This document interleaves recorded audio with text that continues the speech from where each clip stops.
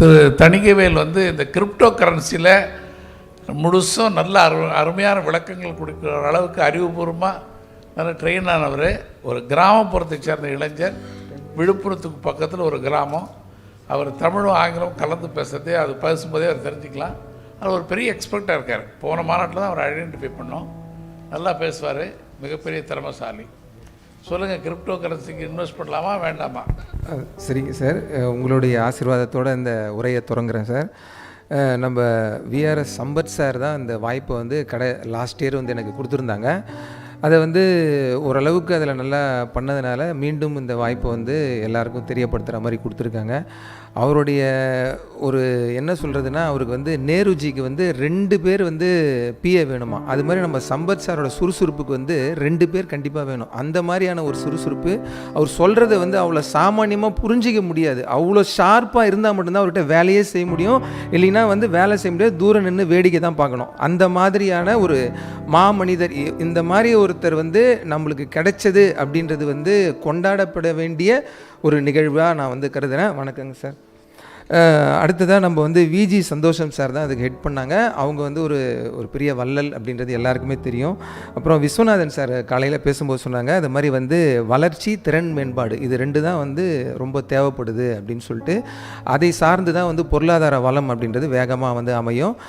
நம்ம Abu Bakr sir சொல்லும்போது artificial intelligence கூடிய ஒரு தொழில், ஒரு பிளாட்ஃபார்ம் இருக்கணும் அப்படின்னு சொன்னார். அந்த மாதிரியான ஒரு ஆர்டிஃபிஷியல் இன்டெலிஜென்ஸோட சேர்ந்த ஒரு பிளாட்ஃபார்ம் தான் வந்து கிரிப்டோ கரன்சியும் பிளாக் செயின் டெக்னாலஜியும். இதில் கடைசியாக சொல்ல முடியாது. முதல்ல நம்ம சொல்லணும்னா, நம்ம நகைச்சுவையாக வந்து இந்த மீட்டிங்கை ஆரம்பித்த நம்மளுடைய மாண்புமிகு மேன்மைமிகு அமைச்சர் வந்து துரைமுருகன் அவர்களுக்கும் இங்கே வணக்கத்தை தெரிவித்துக் கொள்கிறேன். அவர் சொல்லும்போது என்ன சொன்னார், இந்த மாதிரி அக்கௌண்டபிலிட்டி வந்து அவசியம் அப்படின்னு சொல்கிறாரு. பிஎன்ஏ, வாசி, அந்த மாதிரி செயல், அந்த மாதிரி திறன் மாதிரி நம்மளதுலேயும் அக்கௌண்டபிலிட்டி. நம்ம சம்பத் சார் மூலமாக பல பேர் வந்து பலன் அடைஞ்சிருக்காங்க. அந்த பலன் அடைஞ்சதை அக்கௌண்டபிலிட்டியாக வெளியில் எடுத்து சொல்கிறதுன்றது அவரால் முடியாது. நம்ம தான் அதை வந்து செய்யணும். அதுக்கான ஒரு குழு அமைச்சு அதை வந்து செய்யணும் அப்படின்னு சொல்லிட்டு நான் கேட்டுக்கிறேன். அடுத்ததாக வந்து நம்ம இந்த வெல்த்து அது மாதிரியான ஒரு சூழ்நிலையில் கிரிப்டோ பற்றி பேசும்போது, இந்த வெல்த் அப்படின்றது வேகமாக க்ரியேட் பண்ணுறதுக்கான ஒரு முக்கிய ஒரு துறையாக இன்றைக்கி இருக்குது. அதாவது ஹாட் அண்ட் எலைட்டான துறையாக, எலைட்டான ஒரு துறை அப்படின்றதும் ரொம்ப ஹாட்டான துறைன்றதுமா இருக்குது. ஹாட்டான துறை அப்படின்னா, இங்கே வந்து இப்போதைக்கு பிரியாணி கடைலாம் இருக்குது பாருங்கள், ஹாட்டாக இருக்குல்ல, எல்லா இடத்துலையும் ஸ்டார்ட் பண்ணுறாங்க. காஃபி ஷாப்ஸ்லாம் மாடர்னாக வந்து ஸ்டார்ட் பண்ணுறாங்க. இதெல்லாம் வந்து ஹாட்டான ஃபீல்டு. எலைட்டான ஃபீல்டுன்றது வந்து ஆர்டிஃபிஷியல் இன்டெலிஜென்ஸு, இதெல்லாம் வந்து எலைட்டான ஃபீல்டு. அது 2மே சேர்ந்த ஒரு துறை அப்படி இருக்குது அப்படின்னு சொன்னால் நம்ம கிரிப்டோ கரன்சியை தான் சொல்ல முடியும். அதுலேயும் நம்ம இந்திய நாட்டோடைய பொருளாதாரத்தை மேம்படுத்துறதுக்கு இந்த துறை வந்து யூஸ் ஆகும்னா கண்டிப்பாக யூஸ் ஆகும். அதாவது physical and mental, physical health, mental health, emotional ஹெல்த்துன்னு 3 ஹெல்த் இருக்குது. இதை வந்து இன்வெஸ்ட்மெண்ட்டும் பண்ணலாம், இதை வளர்க்கவும் செய்யலாம். எந்த வெல்த்தை விற்றுனாலும் எந்த வெல்த்தை வேணாலும் நம்மளால் வாங்க முடியும். அதாவது மனம், பணம், குணம், இது 3மே வளர்ச்சி அடையணும். இது 3ம் வளர்ச்சி அடைஞ்சால் மட்டும்தான் அந்த நாடு வளர்ச்சி அடையணும்.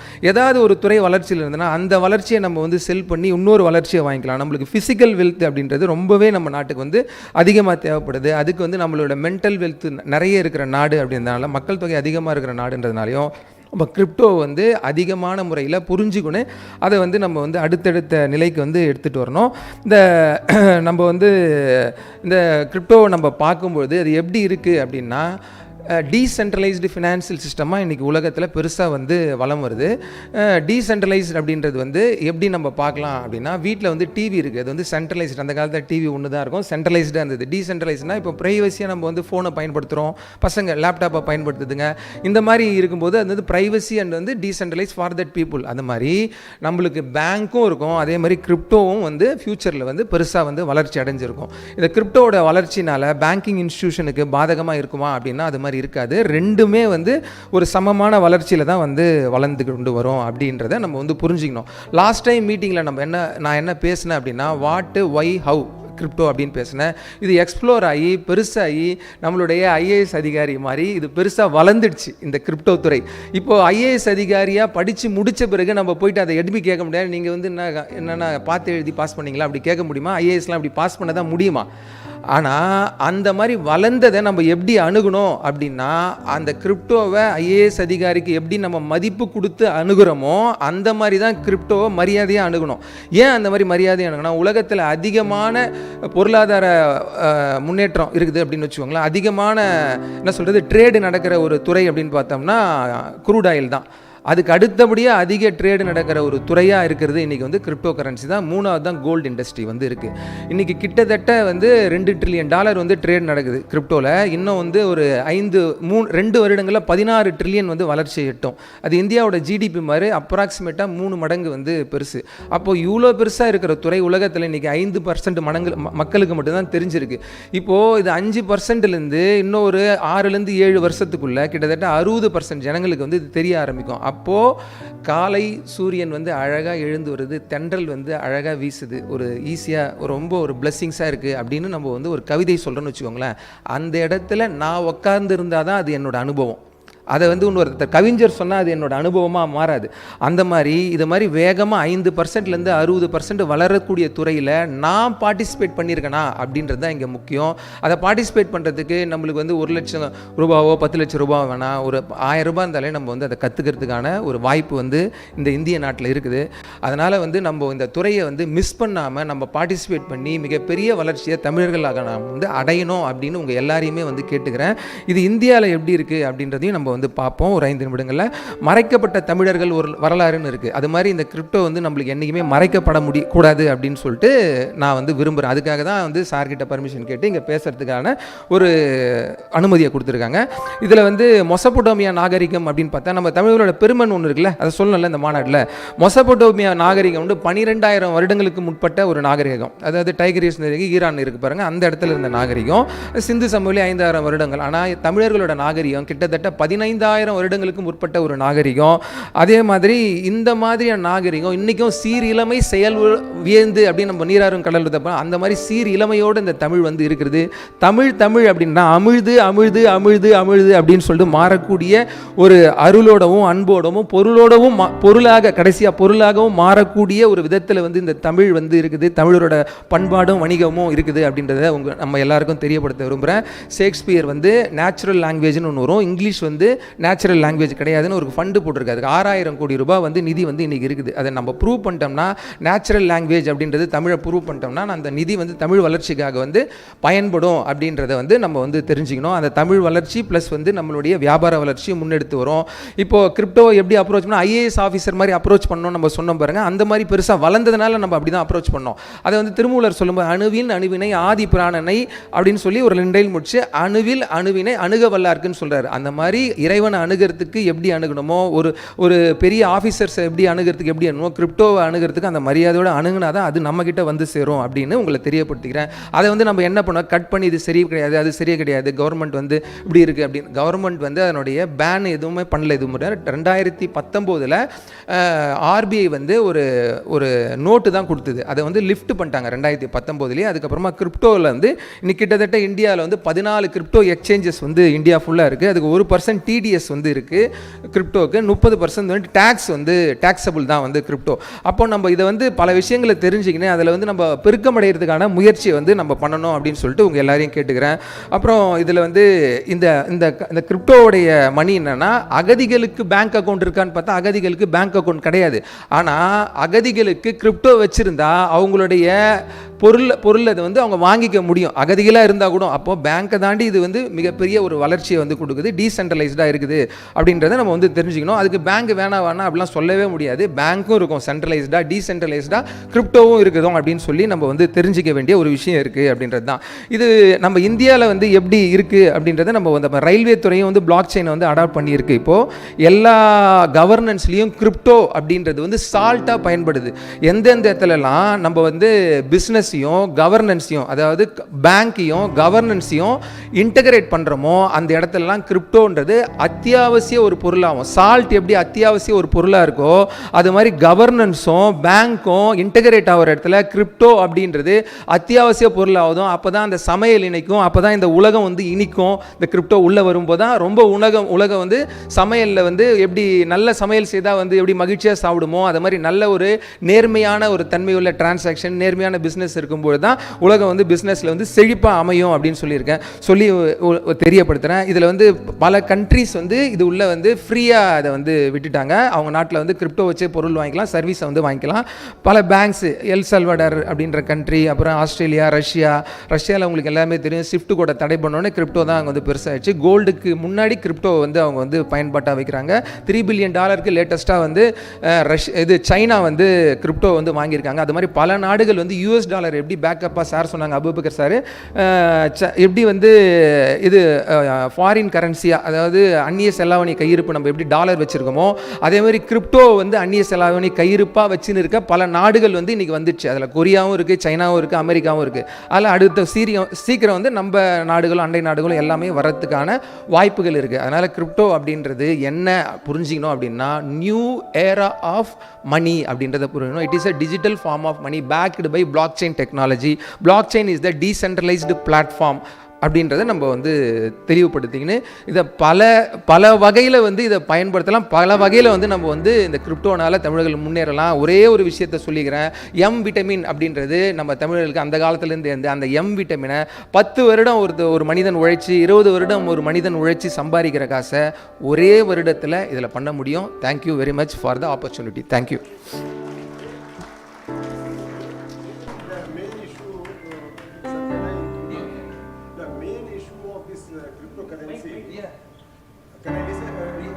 I'm audible. Yeah. Who is the underwriter of it?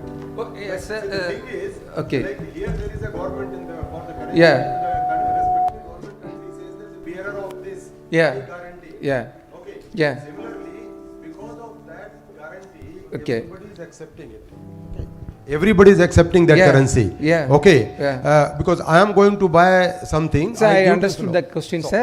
Sir, this is that we know that telephone exchange is now working in some example I am giving. Telephone exchange is working in automatic manner, not by trunkal manner.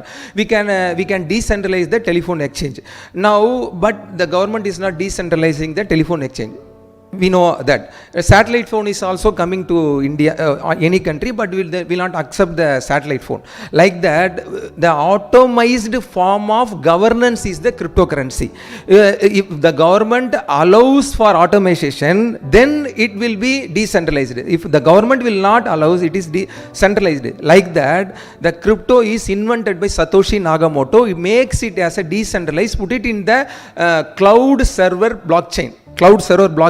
So nobody will destroy the platform, core of the data of the thing, the cryptocurrency. So it is decentralized by the technology, not by the any person. No, that is okay, decentralization and this thing, but basic is the valuation. There is not one cryptocurrency, there are many cryptocurrencies. Yes, sir. Okay. And it is a trading today. What business you are taking said is only happening in the trading of the currency, not the exchange of currency with some commodity. That is not happening. Now it's happening. Now some little bit. See, some even little Elon Musk said that I will accept cryptocurrency to book the car, but later on he stopped it. Sir, previously it's happening in all over the world that in before 95 that internet is not legal for India. After 95 only internet is legal for India. Now it is speculating market. Crypto is highly speculating right now, but the lands are also before. No, but why I am saying is it whether it will become a medium of exchange or not. See, we graduated from the barter economy to a currency economy. Yes, sir. And crypto is like coming back to the barter economy. Barter, digital form. Okay, digital form barter it is coming. But how it will work is a multi-dollar question, number one. Number two, how the governments will survive. If the currency goes out of the government's hands, yes sir, that's so then how the government will survive? Any government for that reason. Yes sir, So how will they collect their taxes is the challenge. Yes sir, last meeting I spoke to how the money is invented, that a dollar we use the dollar for exchange of all the monies. So it's happening in Woods Conference 1944. It's squashed by 1971. Reagan has squashed that we will not back up the gold, we print the money as we desire. So it's also speculating, as the case of the Reagan has done. So it was not speculation, it was the government's, there is, see, only institution. Sir, I will but sit, anyway, this is sir, I will right. sit behind you sir. Like share market, it's working. I sit But behind. right now, Yeah. give them caution, because people start trading in the cryptocurrencies sir, today. Small money only, no. 1,000 rupees. Keeping money is okay. Trading in the money is a No, problem. no trading. No trading in crypto. We put the money in crypto, hold for 5 years, then only we make good profit. Trading will swap out something. Now it is bull market. So I am speaking that now it's the crypto is the bull market. So we can invest money, we can gain in 2 years period of time. I will sit by side of you sir, and I will give some explanation because of your authority. I proud to give clarification. Thank you sir. அடுத்து doctor as இளவரசன் from Dubai. அனைத்து தமிழ் உள்ளங்களுக்கும் என்னுடைய முதற்கு நன்றியினை தெரிவித்துக் கொள்கின்றேன். எங்களுக்கு கொடுக்கப்பட்ட தலைப்பு funding and financial assistant and accounting procedures and management. இது வந்து funding and funding management, funding assistance, இதில் 2 இருக்குது. என்னுடைய எக்ஸ்பீரியன்ஸில் ஃபண்டிங்கிறது பணம் உள்ளவங்க ஃபண்டு கொடுக்கறதுக்கு ரெடியாக இருக்கிறது. That is call funding. பணம் இப்போ சில கம்பெனிஸ் வந்து நிறைய ஏர்ன் பண்ணியிருப்பாங்க, தே ஹேவ் எக்ஸஸ் மணி. அதை எப்படிலாம் நம்ம இன்வெஸ்ட் பண்ணி we can develop it, we can growth it. அப்போ அவங்களுடைய காரணங்கள் என்ன இருக்கும், காரணிகள் என்ன இருக்கும் அப்படின்னா, when we go for the funding, they will check what is the security, what is the viability, what is the growth, what is the return we will get it. இதை தான் வந்து அவங்க ஒரு 4 காரணியாக பிரிச்சிருப்பாங்க. ஃபைனலாக what is the risk, to whom we are going to fund it. அந்த to whom you are going to fund itல தான் நம்மளுடைய திறமைகள், நம்மளுடைய எக்ஸ்பீரியன்ஸ், நம்மளுடைய நம்மளுடைய சக்ஸஸ் ஸ்டோரி எல்லாமே வரும். இப்போ I can fund it any company.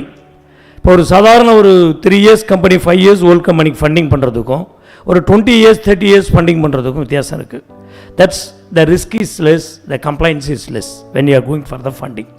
அதனால தான் அந்த ஃபண்டிங் கம்பெனிஸ் இன்றைக்கி வந்து வேர்ல்டே வந்து ஃபண்டிங் கம்பெனி. இன்றைக்கி வந்து கவர்மெண்ட்டாக இருக்கட்டும், கம்பெனிஸாக இருக்கட்டும், மோஸ்ட் ஆஃப் த இண்டஸ்ட்ரீஸாக இருக்கட்டும், most of the man powers now they are spending to get the funding. ஏன்? ஃபண்டிங் தான் மெயின் கிரைட்டீரியா. ஃபண்டிங் இருந்தால் தான் நம்ம வந்து பிஸ்னஸை டெவலப் பண்ண முடியும் அப்படிங்கிறது வந்து ஒரு கருத்தாக இருக்குது. பட் அதை விட அடுத்த கருத்து என்னென்னா, நீங்கள் ஃபண்டிங் வேணும் அப்படின்னா you should qualify your self. ஒன்று சோர்ஸில் இருக்கணும், இல்லை வந்து மார்க்கெட்டிங்கில் இருக்கணும். 2த்தில் ஏதாவது ஒரு இடத்துல நீங்கள் ஸ்ட்ராங்காக இருந்தீங்கன்னா த funding will come to you automatically. இதுதான் இன்றைக்கி வேர்ல்டு லெவலில் உள்ள ஃபண்டர்ஸ்க்குள்ள கான்செப்ட். அவங்க எல்லாரையும் வாட்ச் பண்ணுவாங்க, எல்லாரையும் ஏஜென்ட் வச்சு வாட்ச் பண்ணுவாங்க, ஃபீஸிபிலிட்டிஸ் பண்ணுவாங்க. ஃபண்டிங் யாருக்கு கொடுக்கலாம், நீங்கள் கேட்கறதுனால ஃபண்டிங் கொடுக்க மாட்டாங்க.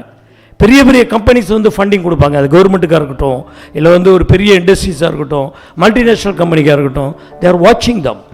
They are getting the feasibility report against them without their knowledge. இப்போ இருக்கிற ஃபண்டிங் கம்பெனிஸ்லாம் நம்ம யாருக்கு ஃபண்டிங் கொடுக்கலாம்? இப்போ வந்து ஃபண்டிங் கொடுக்கறதுக்கே மார்க்கெட்டிங் டார்கெட் வைப்பாங்க அவங்களுடைய ஏஜென்ட்ஸுக்கு. அந்த டார்கெட்டுக்கு ஒரு கம்பெனி ஃபண்டிங் எப்போ தேவைப்படுங்கிறது உங்களுக்கு கம்பெனிக்கு தெரியறதுக்கு முன்னாடி அவங்களுக்கு தெரியும். அந்த அளவுக்கு ஃபண்டிங் பண்ணுறவங்க வந்து உங்களை அனலைஸ் பண்ணிவிட்டு ஃபண்டிங் கொடுப்பாங்க. அப்போ என்ன பண்ணணும்? இப்போ ஒரு கார்ப்பரேட் லெவலில் இருக்கிறோம், ஒரு கவர்மெண்ட், இன்றைக்கி வந்து கவர்மெண்ட்டு கூட ஒரு 2 days முதலீட்டாளர்கள் மாநாடுங்கிறது என்ன? They are looking funding from others. கவர்மெண்ட்டில் ஃபண்டு இருந்தாலும் ஃபண்டு ஆல்ரெடி எக்ஸஸ் ஃபண்டு இருக்கிறவங்களாம் வாங்க எங்கள் நாட்டில் இன்வெஸ்ட் பண்ணுங்கள், உங்கள் நீங்கள் வந்து ஃபண்டாக இன்வெஸ்ட் பண்ணுங்கள், நாங்கள் வந்து டெக்னாலஜி பீப்புள் கொடுக்குறோம். ஸ்டார்ட் அப்புங்கிறது அதுதான், நாங்கள் டெக்னாலஜி பீப்புள் கொடுக்குறோம், எங்கள்கிட்ட திறமையான மக்களை கொடுக்குறோம், நீங்கள் வந்து ஃபண்டை இன்வெஸ்ட் பண்ணுங்கள் அப்படிங்கிறது வந்து அழைக்கிறது தான் இன்றைக்கி முதலீட்டாளர்கள் மாநாடு. அந்த ஃபண்டு உள்ளவங்க அப்படி வருவாங்க. இதுதான் அந்த ஃபண்டிங்கை பொறுத்தவரையிலும். ஃபண்டிங் அப்படிங்கிறதுல வந்து இப்போ எவ்வளோ பேர் என்ன பண்ணுவாங்கன்னு கேட்டிங்கன்னா, ஃபண்டிங்காக ஒரு பிஸ்னஸ் டெவலப் பண்ணுவாங்க. That is wrong. இன்றைக்கி இந்த மோஸ்ட் ஆஃப் த பிஸ்னஸ் வந்து இன்றைக்கி வந்து இண்டஸ்ட்ரீஸில் வந்து மோஸ்ட் ஆஃப் த பிஸ்னஸ் வந்து சர்வைவல் கான்செப்ட் இல்லாமல் போகிறதுக்கு காரணம் என்னென்னா, they are working for funding. சில பேர் வருவாங்க, இங்கே எங்கள்கிட்டே வருவா, துபாய்க்கு வருவா, இல்லை லண்டனுக்கு போவா, எனக்கு வந்து பேப்பர் கம்பெனிஸ் இருந்தால் கொடுங்க அப்படிப்பா. என்கிட்ட ஃபண்டு இருக்குது, அந்த ஃபண்டை போட்டு அதாவது ஃபண்டிங் ஃபார் ஃபண்டிங். நான் அந்த ஃபண்டு ₹1 போட்டு ₹100 எடுக்கிறது உங்களுக்கு தெரியும், நிறைய இலக்கணம் போயிட்டுருக்குற நாட்டில் பேப்பரில் படிச்சிருப்பீங்க. அதனால தான் அந்த ஃபண்டிங் அப்படிங்கிறத வந்து நம்ம எடுக்கிறப்ப வி ஷுட் ஈக்யூப் அவர் செல்ஃப், நம்ம அதற்கு தயாராக இருக்கணும். கொடுக்குற பணத்தை, இது நான் சொல்கிறது எல்லாமே கார்ப்பரேட் ஸ்ட்ரக்சருக்கு சொல்கிறேன். இப்போ சில பேர் பண்ணுவாங்க, சில பேருக்கு வந்து லீவரேஜ் இருக்கும், ஒரு $100 million ஃபண்டிங் கேட்கறதுக்கான கெப்பாசிட்டி இருக்கும். But after getting funding they won't use for that business. அவங்க வந்து வேற ஒரு பர்பஸ்க்கு அதை யூஸ் பண்ணுவாங்க. That is called speculation business. அப்போ அந்த பிஸ்னஸ் சக்ஸஸ் ஆனால் தே கேன் சக்ஸஸ், இல்லைன்னா போயிடும். இப்போ நிறைய கம்பெனிஸ் துபாயில் வந்து ஒரு 10 yearsக்கு முன்னாடி பார்த்தீங்கன்னா the bankers they are giving the funding for the business. Just close they give an unsecured loans. வாங்கினவங்க எல்லாம் கொண்டு வந்து இங்கே இன்வெஸ்ட் பண்ணுறது, ப்ராப்பர்ட்டியில் இன்வெஸ்ட் பண்ணுறது, ரியல் எஸ்டேட்டில் இன்வெஸ்ட் பண்ணுறது, கரன்சி கிரிப்டோ எதில் வேணாலும் இன்வெஸ்ட் பண்ணுவாங்க. பட் அதை ரீபே பண்ணுங்கிற ஒரு கெப்பாசிட்டி வரப்போ தே could not liquidate that fund. அந்த போட்ட ஃபண்டை எடுத்து அந்த கடனை அடைக்க முடியாது. அப்போ எக்ஸிஸ்டிங் பிஸ்னஸும் க்ளோஸ் ஆகிடும், அந்த வாங்கின ஃபண்டினுடைய பர்பஸும் க்ளோஸ் ஆகிடும். அப்போ they are going to be Hell.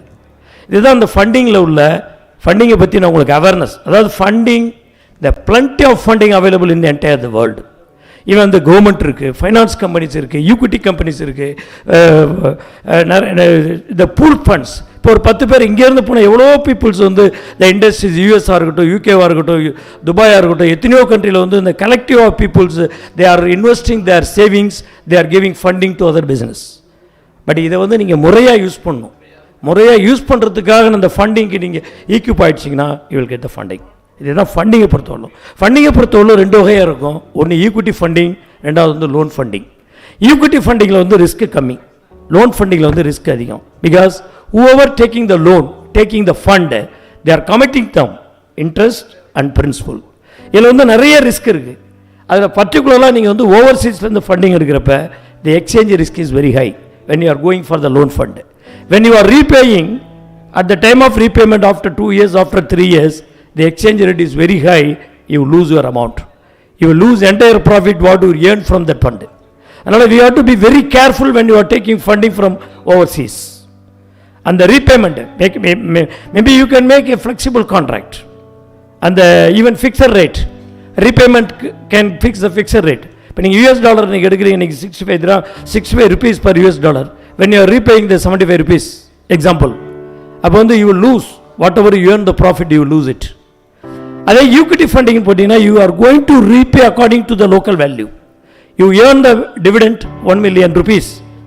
at 1 million conversion போட்டு தான் அவனுக்கு பே பண்ண போகிறீங்க. That's safety hand is equity fund. Equity ஃபண்டுங்கிறது வந்து உங்களுடைய ரிஸ்க்லேயும் உங்களுடைய பிஸ்னஸ்லேயும் இந்த பார்ட்டாக இருக்கிறது. அது டெப்ட் ஃபண்டுங்கிறது வந்து உங்களுடைய ப்ராஃபிட்லேருந்து they can take it with secured way. நீங்கள் ப்ராஃபிட் வருதோ ப்ராஃபிட் வரலையோ, நீங்கள் சம்பாதிக்கிறீங்களோ you have to repay that fixed rate of interest. இதுதான் வந்து ஃபண்டிங்கை பொறுத்தவரையிலும் ஸ்லைட்டாக நீங்கள் புரிஞ்சிக்க வேண்டியது பேசிக் திங்ஸ். அடுத்தது ஃபினான்ஷியல் அசிஸ்டன்ஸ். ஃபினான்ஷியல் அசிஸ்டன்ட்ங்கிறது ஜஸ்ட் லைக் த லோன், அது எப்படி வேணாலும் வரலாம் உங்களுக்கு. இப்போ ஃபினான்ஷியல் அசிஸ்டன்ட் வந்து பார்த்தீங்கன்னா ஃபினான்ஷியல் அசிஸ்டன்ட் கொடுக்குறது வந்து தி கேட்டகரைஸ்ட். எப்படி கொடுக்கலாம்? முன்னெல்லாம் வந்து நீங்கள் லோன் கேட்டிங்கன்னா இந்த ஒரு 10 லட்ச ரூபா வச்சுக்கொண்டு பிஸ்னஸ் பண்ணி திருப்பி ரீபே பண்ணு, இல்லை உனக்கு வந்து ஒரு 10 லட்ச ரூபா தர மாதம் இஎம்ஐ கட்டு அப்படின்னு சொல்லி ஜென்ரலாக ஒரு லோன் ஒரு பிரின்சிபல் இருக்கும் ஃபண்டிங்கில், அதாவது ஃபினான்ஷியல் அசிஸ்டன்ஸில். Financial assistance is nothing but the loan. ஆனால் இன்றைக்கி அப்படி கிடையாது. The fund who is giving the financial assistance, they are defining the structure. Factoring, நீங்கள் யாருக்கு சேல் பண்ணுறீங்களோ அந்த ஃபேக்ட்ரிங் பண்ணலாம். நீங்கள் வந்து சேல்ஸ் இன்வாய்ஸை கொடுத்துட்டு தான் நீங்கள் ஃபண்டிங் எடுக்க முடியும். ப்ரொடக்ஷனை பண்ணிவிட்டு தான் ஃபண்டிங் எடுக்க முடியும். ப்ரீ ப்ரொடக்ஷன்ஸ்க்கு வந்து you should give the guarantee. After தட்ஸுக்கு தேவையில்லை. பட் அது கூட நீங்கள் வந்து 1 million dirham நீங்கள் வந்து ஒரு ஃபேக்ட்ரிங் ஒரு இன்வாய்ஸை டிஸ்கவுண்ட் பண்ணுறீங்கன்னா they will give the 80%. Why they are not giving the 100%? Nobody will not funding for your profit. For example, your margin is 20%. 1 million your invoice value, they will give only 80%. Even export discount or local discount or whatever things. இதுதான் concept. உங்கள் ப்ராஃபிட்டுக்கு அவங்க funding பண்ண மாட்டாங்க. But only உங்களுடைய investments cost, உங்களுடைய total production காஸ்ட்டுக்கு தான் இன்வெஸ்ட் பண்ணுவாங்க. இப்படி தான் அந்த ஃபண்டிங்கை வந்து they categorised because they want to reduce the risk. நான் ஜஸ்ட் லைக் தட்னு ஃபண்டு கொடுத்துட்டு உங்களால் பிஸ்னஸ் சரியாக பண்ண முடியல, you are not equipped, or you are diverting that fund to other purpose, then you are not able to repay, ultimately they will suffer it. அதனால தான் particularly the Indian banks, Indian fund providers, they have the categorized the compliances. அவங்களே இதை guide பண்ணுறாங்க. உங்களுக்கு வந்து இன்டைரக்டாக guide பண்ணுவாங்க. உனக்கு loan வேணுமா, எதுக்கு வேணும், என்னத்துக்கு வேணும், ஃபண்டு வேணுமா, எதுக்கு வேணும், எக்ஸ்போர்ட் பண்ணணுமா, I will give export finance. Local funding பண்ணுறீங்களா, லோக்கல் டிஸ்கவுண்ட், செக் டிஸ்கவுண்டிங் தரேன், பில் டிஸ்கவுண்டிங் தரேன். Who is your customer, they are validate your customer. நீங்கள் to whom you are making the business, according to that they will give the fund assistance. ரெண்டாவது, ஒரு 10 years 2000, around 2010 and 9, the worldwide all the bankers are struggled, including the country economy, except Indian economy, except Indian banks. The reason behind is the Indian banks have the structures. What structure they have? They have the categorized the funding facilities. They categorize the industry wise. For example, they have the 100 crores. 10 crores they allotted budget for manufacturing industry, 10 crore IT industry, 10 crore agriculture industry, 10 crore some other industry. Like this they categorized. Any particular industry is facing the problem as going down, the bank will not be down. But other countries, there is not like these policies. The entire world banks, entire world, they learned the policy from the Indian banks, Indian banking policies. Even the 2009, I am not remember exactly year, the moment in which all the bank shares is coming down in Dubai, the only one bank in Indian bank is Bank of Baroda. The people are in the queue to deposit the money in the Indian bank. This is physically happened. The reason behind is our structure of the funding assistance. That is the investments model. Now, even go small company, even at the morning, even everyone, that when they are expecting funding, pool funding from the peoples, the companies are expecting, lot of capital companies, they are now they created, they are expecting fund from the public. You should be careful who is their management, what is their capacity to analyze the business models to provide to whom they are giving the fund. இதெல்லாம் தான் நீங்கள் வந்து invest பண்ணும் போதும் எந்த கம்பெனியில் funding கம்பெனியில் invest பண்ணுறப்ப you should validate the capacity. நான் பேங்க்கில் 50 வருஷம் வேலை பார்த்தா நான் வந்து ஃபண்டிங் கம்பெனி ஆரம்பிச்சேன்னு நினைச்சால் பண்ணவே கூடாது. You should analyst. நீங்கள் எந்த கம்பெனியில் ஃபண்டிங் கம்பெனியில் இன்வெஸ்ட் பண்ண போனாலும் you should took the feasibility study. அதாவது 2 வகை. when you want to take the funding, the funding company will take the feasibility about you. When you are giving funding to the funding company, you should take the feasibility. If you are not able to do the feasibility, you should approach the consultant, you should approach the experienced people to get the correct information. Suppose this company, wherever they are investing, the industry fails, how they will repay. These all terms and conditions you should look after when you are giving funding the companies to the investments companies. So this is a vast subject. This time is not sufficient to explain the points. That is the key points just to explain to them. Particularly when you are looking the fund from out of India, you should be very careful. You should keep your mind at the time of repayment. Suppose you are going to repay within the short span, that maybe the exchange risk is very less. When you are looking the long span, suppose you are taking some machinery, even lease. You are importing, for example, aviation industries, they are importing the Boeing equipments, they are taking the lease. They are purchasing the hire purchase. When you are making the agreement, maximum you go through it, fixed rate of exchange. Normally that is very difficult to get it, but you try to put it. Otherwise, if you agree long term, if you go for the long term repayments, if you are signing the agreement with a fluctuation date, make sure whatever you are getting the profit for the during the 10 years or 15 years period, you have to repay it for the as a exchange rate. Like this, lot of points, keynotes I can give. Now the time is very short. Maybe time permits, by next meeting I will give the more presentations for you. When the funding and funding assistance, and exactly another side, the managements, the accounting procedures. Now almost the worldwide, the accounting procedure is going to be the unique. The same guidelines, same principles, even IFRS and GAAP, even India they have the IFRS and IS GAAP, everything on the basis of unified principles, unified guidelines they are going to adopt. Because Indian company balance sheet, they are going to submit to the worldwide. Because they want to make it unified guidelines. The accounting procedures in future, maybe very short span, another within couple of years, within 5 years, worldwide, it is going to be the unique model. That will be even whatever technology, whatever things will comes, the presentation of the balance sheet, the understanding of the financial statement will be the unique guidelines you need to be adopted. That is another area you have to, the management angle. Nowadays, the most of the managements, because of the technology, we can do very effective way wherever we reside. I can stay in Dubai, I can run business worldwide. Only you have to adopt with the technology. You have to equip your staff, you have to equip your managements to adopt with the technology. These all these things, there is a good chapter they selected, the funding assistance and accounting procedures and managements. This is a good chapter. Really, I thank you very much for Mr. Sambat and all their good team and Madras Development Societies to selecting this type of the chapters, to giving the awareness to our community. Thank you very much. Thank you once again. Thank you very much. Thank you, sir. அடுத்து mister S Sivakumar. திரு சம்பத் அவர்களே, மதிப்பிற்குரிய நீதி அரசர் திரு வள்ளிநாயகம் அவர்களே, doctor Krishnaveni அவர்களே, இங்கு மேடையிலே இருக்கும் இந்த அமைவு தலைவர் திரு அபூபக்கர், ஹஜ்ஜின்னு சொல்லணுமா சார், ஹஜ்ஜி அபூபக்கர் அவர்களே,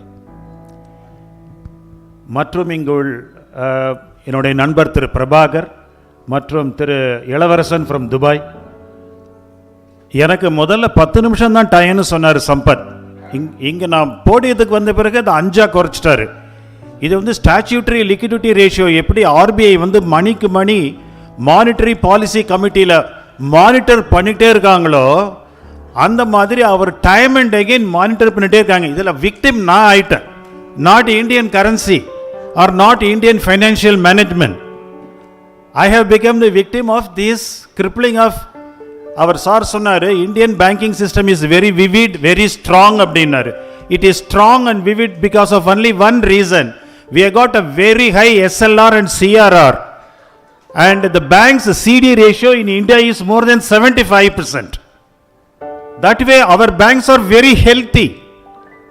But still there has been a crippling requirement from the banking system to control advances பத்தி பேசினாரு, லோன்ஸ் பத்தி பேசினாரு, ஃபைனான்சியல் அசிஸ்டன்ஸ் பத்தி சொன்னாரு.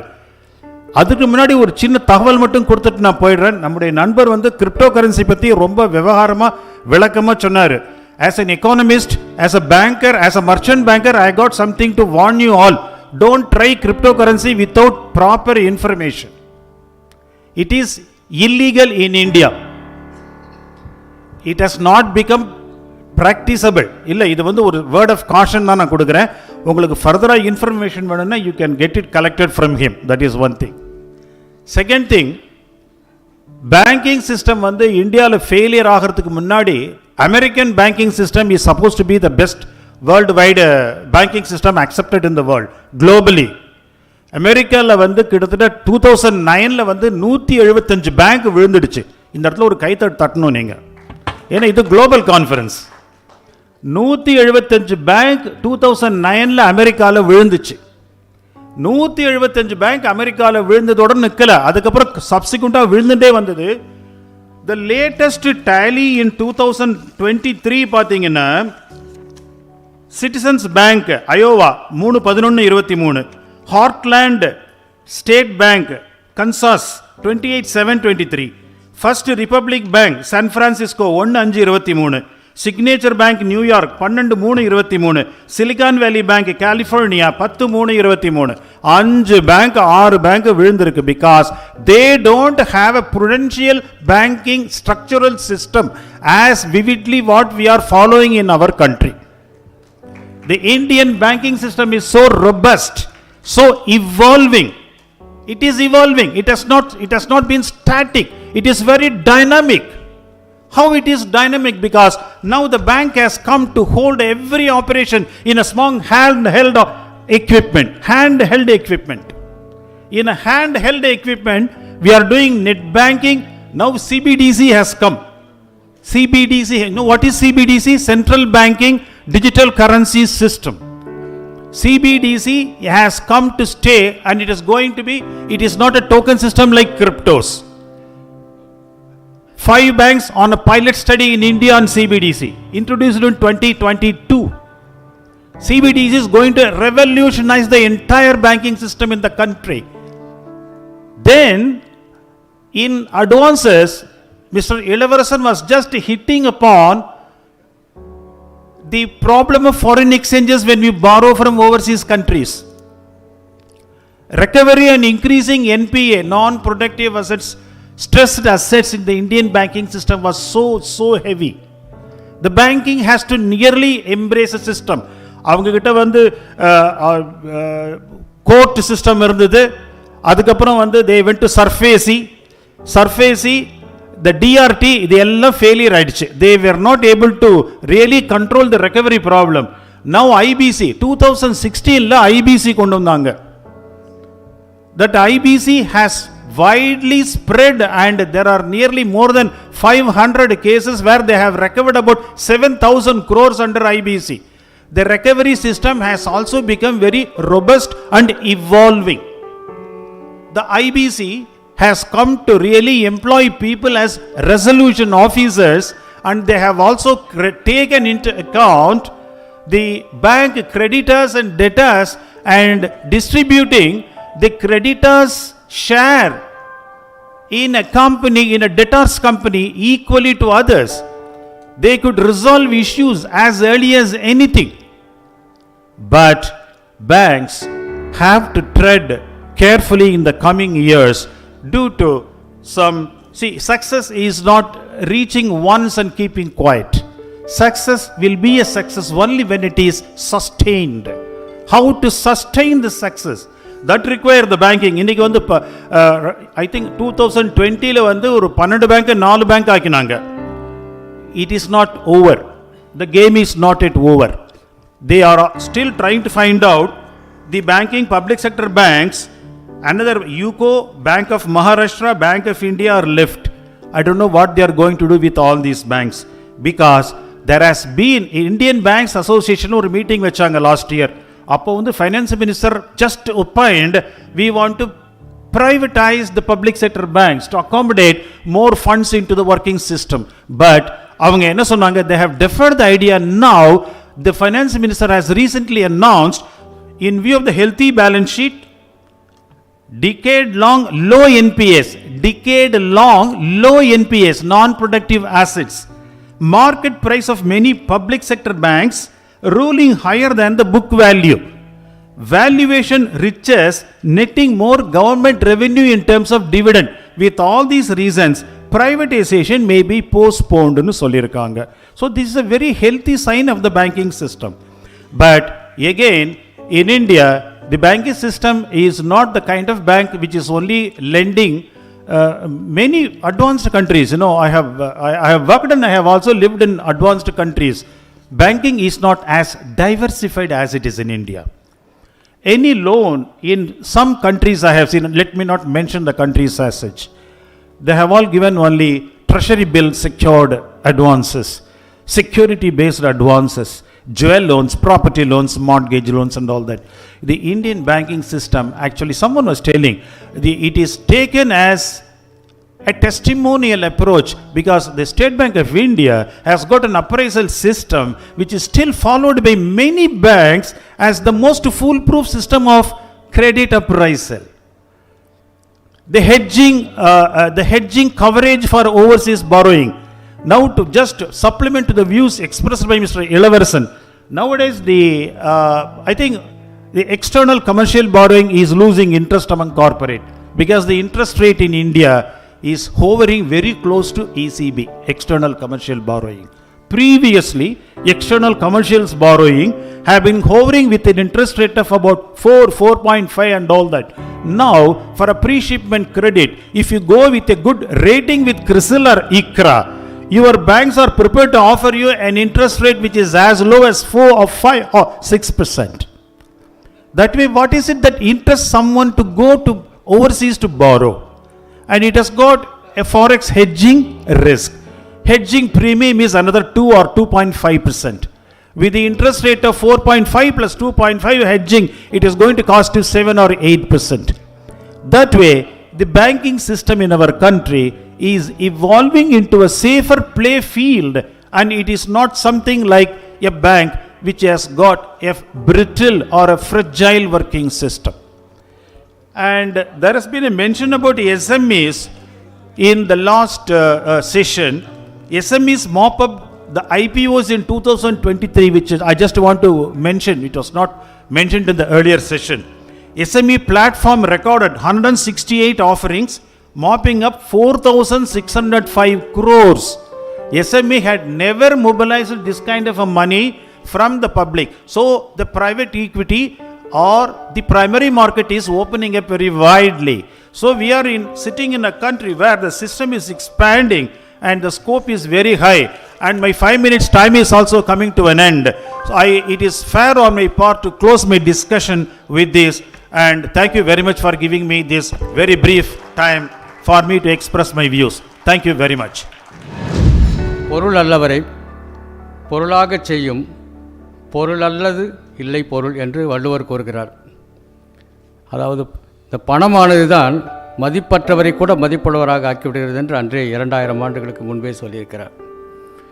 பட்டினப்பாலை சொல்லுகிறது, கொள்வதும் மிகை கொள்ளாது கொடுப்பதும் குறைபடாது வணிகம் செய்ய வேண்டும் என்று. இது ஏன் சொல்ல வருகிறேன் என்றால், இப்பொழுது என்டர்பிரினர்ஷிப் அண்ட் ஸ்டார்ட் அப் என்கிற ஒரு கருத்தாக்கம் பற்றி பேசி கொண்டிருக்கிறோம்.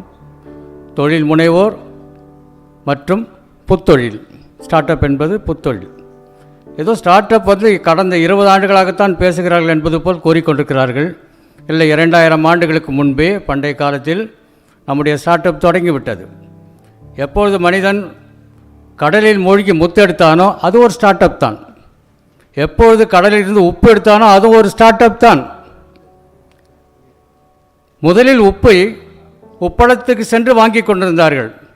பிறகு உப்பளத்திலிருந்து வண்டிகளாக உமனர்கள் வண்டிகளை எடுத்துக்கொண்டு வீடு வீடாக சென்றார்கள். அதுவும் ஒரு ஸ்டார்ட் அப் தான்.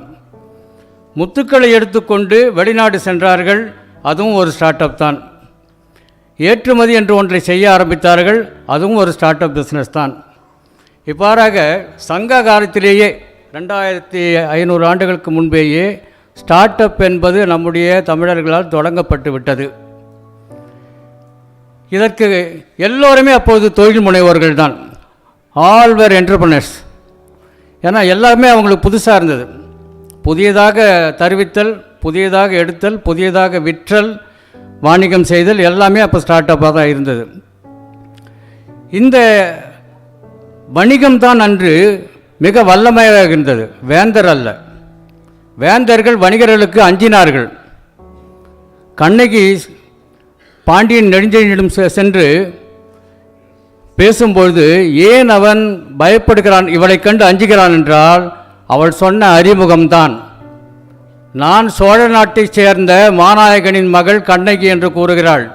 அதில் தான் அவன் அஞ்சிவிட்டான். வணிகர்களுக்கு வணிகர்கள் மீது அத்தனை அச்சம் இருந்தது. வணிகர்கள் இல்லாமல் வேந்தர்கள் கிடையாது. வணிகர்கள் தான் வளத்தை கொண்டு வந்தார்கள் நாட்டுக்கு. அதனால் வேந்தர்கள் கூட வணிகனின் மகள் என்றதுமே அவளை வரவேற்று அவள் குறையை கேட்க ஆரம்பித்தான். வள்ளுவர் சொல்கிறார், வாணிகம் செய்வார்க்கு வாணிகம் பேணி பிறவும் தம்போல் செயல் என்று. வாணிகம் செய்வார்க்கு வாணிகம் பேணி என்றால், வாணிகம் செய்வது ஒரு அறம்பட செய்ய வேண்டும் என்பதுதான். அந்த வாணிகத்தை ஒரு அறம்பட பட்டினப்பால் ஏற்கனவே நான் சொன்னது போல கொள்வதும் மிகை கொள்ளாது கொடுப்பதும் குறைபடாது என்று. இப்போ ஒரு சின்ன அறிமுகமாக என்டர்பிரினர்ஷிப் பற்றி சொல்ல விரும்புகிறேன். நான் வழக்கமாக நான் கல்லூரிகளுக்கும் வங்கிகளுக்கும் இளைஞர்களுக்கும் உரையாற்ற செல்லும்போது முதலில் அவர்கள் கேட்பது ஹூ இஸ் அன் என்டர்பிரினர் என்பது, அல்லது வாட் இஸ் என்டர்பிரினர்ஷிப் என்பது. அவர்களுக்கு தெரிந்தும் என்னிடம் ஏன் கேட்கிறார்கள், நான் ஒரு வங்கியாளர், நான் வேறு மாதிரியாக சொல்லுகிறேன் என்பதுதான். இன்னும் சிலர் கேட்பது whether entrepreneur is a born personality, பிறப்பிலேயே ஒரு வணிகனாக வர வேண்டுமா, புத்தொழில் செய்வதற்கு வர வேண்டும் என்றால் இல்லை, அது கிடையாது. Entrepreneur is A self mat person. இதை நான் வங்கியில் ஒரு 36 ஆண்டு காலமாக பார்த்துருக்கிறேன். எந்த பின்னணியும் இல்லாமல் வந்தவர்களெல்லாம் வங்கி ஒரு புத்தொழிலில் சிறப்பாக வந்திருக்கிறார்கள்.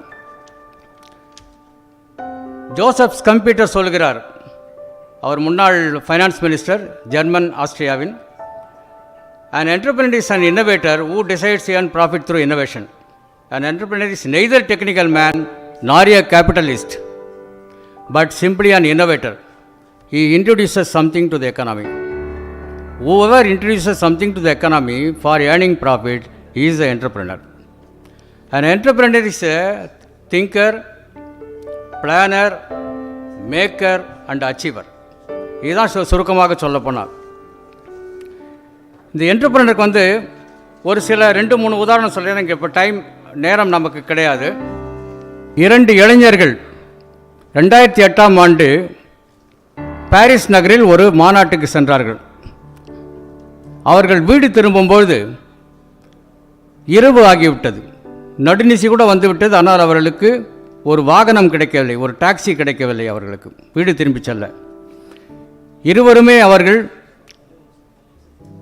எப்படி செல்வதென்று தெரியாமல் விழித்து இறுதியில் இருவரும் சேர்ந்து ஒரு திட்டமிட்டார்கள்.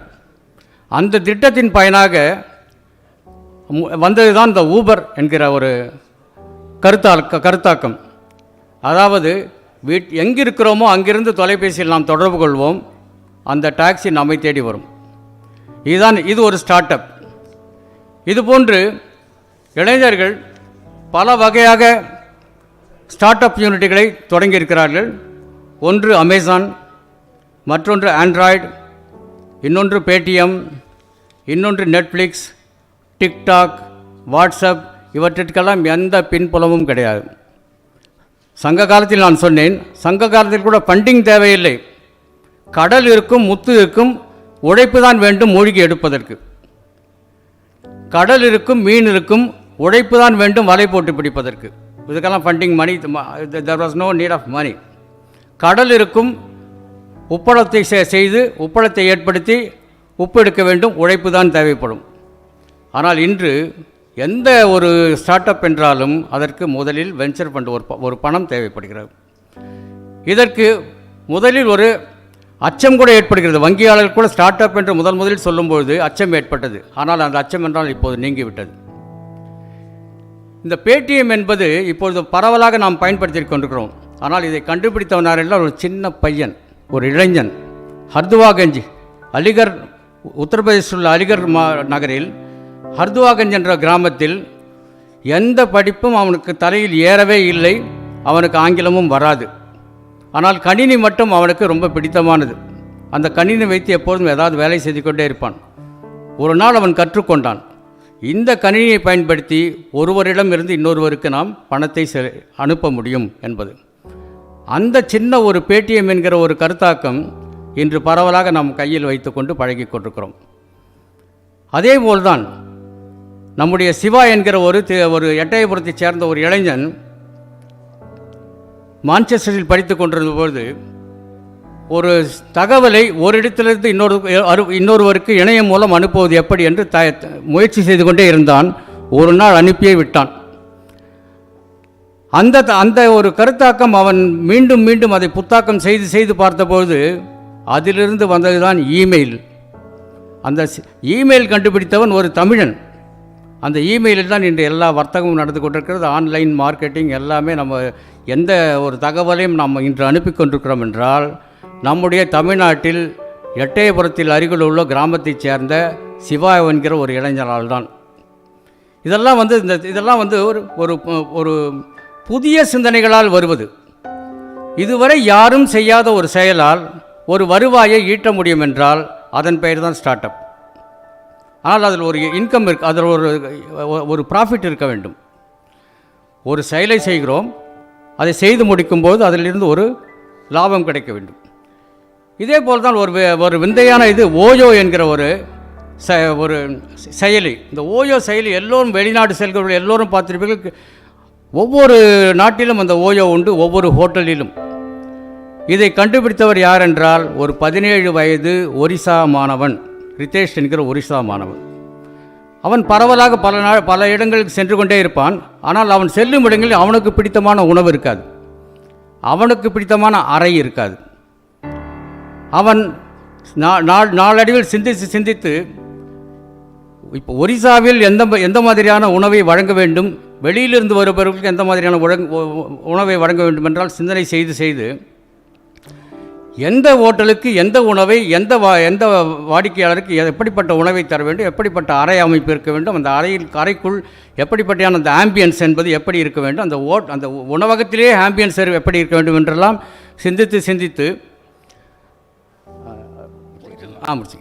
சிந்தித்து முடித்துக் கொள்கிறேன். அதாவது ஒரு நிகழ்வில், ஒரு மாநாட்டில் என் பெயரை போட்டு நிறைவுரை என்று போட்டிருந்தார்கள். நான் பேசும்போது, அந்த நிறைவுரை பேசும்போது நேரம் நெருங்கிவிட்டது. நான் ஒன்று தான் சொன்னேன், இந்த நிகழ்ச்சி நடந்தது எனக்கு மன நிறைவாக இருந்தது, இதுவே என்னுடைய நிறைவுரை என்றேன். உங்கள் அன்போடு நான் உங்களிடம் விடைபெறுகிறேன். நன்றி, வணக்கம்.